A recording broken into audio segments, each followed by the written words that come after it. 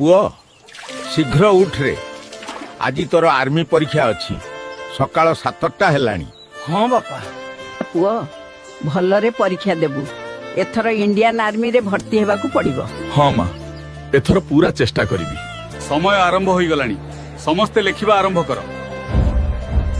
एथर बापा माँ को स्वप्न निश्चय पूरण करिबी। हलकुर घर केउठी हलकुर चिट्ठी आसीची। माँ मु आर्मी परीक्षा रे पास करी गली।